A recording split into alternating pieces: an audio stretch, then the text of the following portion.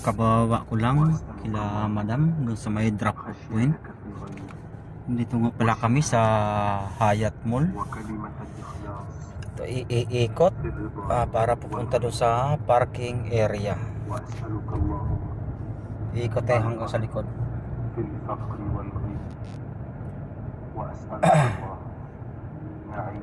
Hindi ko alam kung bakit kami nandito. Siguro may binabalik na item si madam kasi mga ganitong araw, Miyerkules, hindi kami nagpupunta ng mall kasi ang ano nila bukas pa, Webes. Siguro may hinahanap may binabalik yata siya ng item sa mall.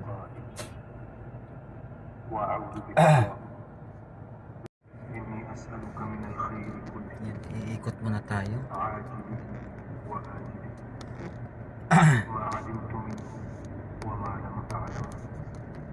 Medyo matraffic lang na ng konti, pero hindi naman ganun ka-traffic kasi nausod pa naman yung sasakyan. Kaso nga lang medyo mahina.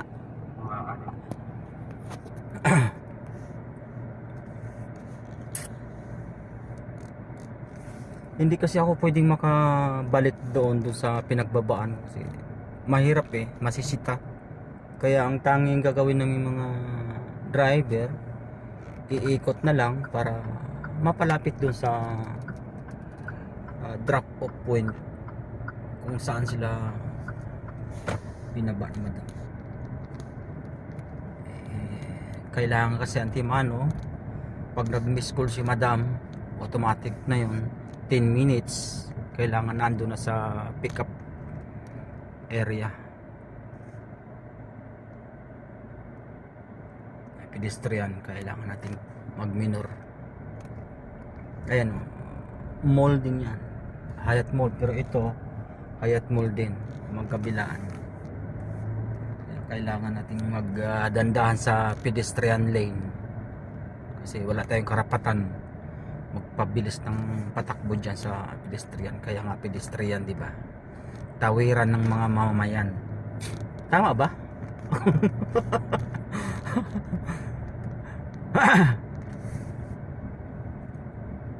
Kailangan nating ingat-ingat sa bawat ganong sitwasyon. Kasi marami akong napapanood sa YouTube, hindi lang sa YouTube, sa mga kahit saang video. Kalimitan nangyayari doon sa mga reckless driver, di ba? Alam niyo lang pedestrian lane, wala pang tawag na ito.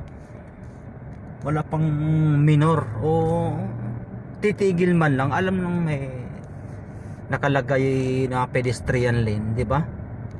Dapat nagdandahan tayo pagdating sa mga ganyan. Di ba? Tama ho ba?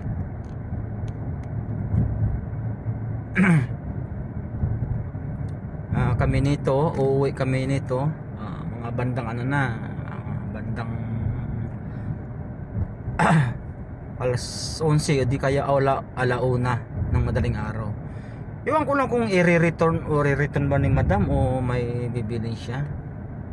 Kasi pagkakalam ko parang may pasok pa yata bukas last day bukas kasi Huwebes.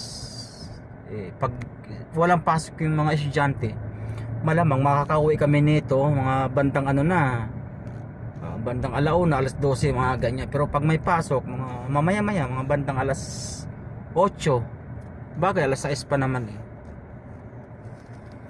kaya ganun na lang. Ay, malapit na tayo sa parking area ng Hyatt Mall.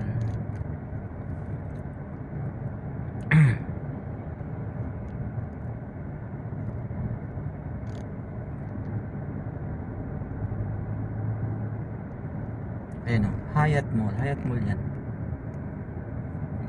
Kailangan nating umikot para makakuha ng paradahan. Ayan, ito na. Nakupuno yata yung paradahan. Op! Bang! Tandahan. Ayan Hyatt Mall. Kaya kailangan natin Wala yata mapaparandahan. Iikot muna. Ay, meron.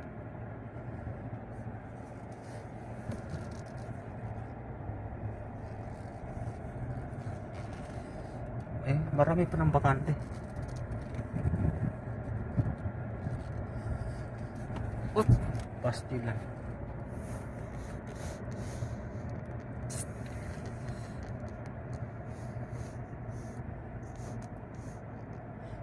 Saan ba ako dito? Dito na ako. May bakante pa naman sa kuya. Doon lang ako sa kabila. Eh, hindi. Iikot na lang ka. Atras lang muna. Dito na nga paparada.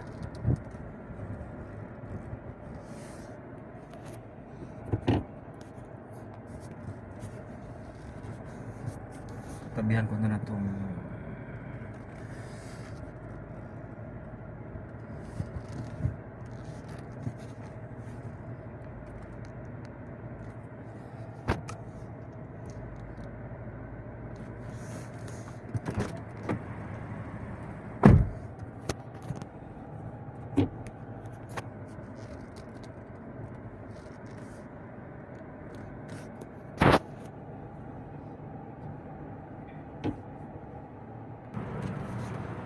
bababa pa na tayo. Ay.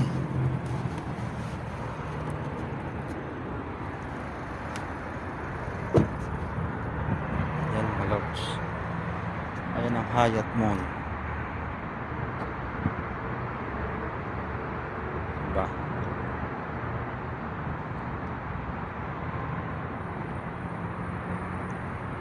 Madalas kami napunta dito. Marami pang bakante. Diba? Kaya siguro may pasok siguro bukas.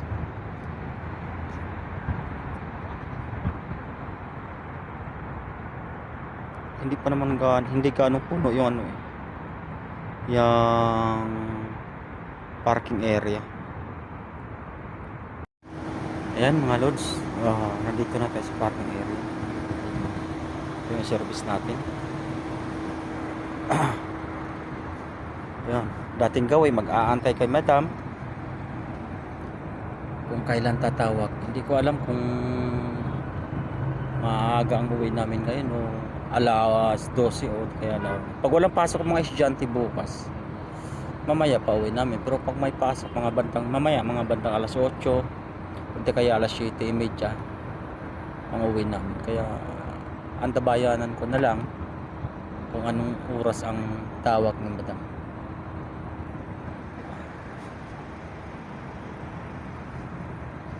Yung Skyway. Ayan yung may elevator. Flyover pala, flyover, Skyway. May elevator yan. Kaya dito na ako, mag-antay-antay ka madam. Tawag. Kukunti, marami bakanting paradahan eh. Siguro may pasok na bukas kasi kukunti lang dito. Kasi kung walang pasok bukas, mga ganitong oras, puno na itong paradahan dito eh. Malamang may pasok bukas. Sana maaga uwi ng kapagpahinga ng maaga. Kaya mga lods, hanggang dito na lang.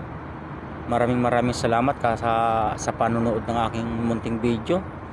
Kung saan man tayo naroroon, ingat tayo palagi, lalo naman sa mga kapwa ko OFW.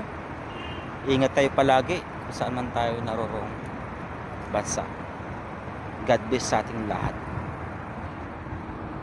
Bye bye.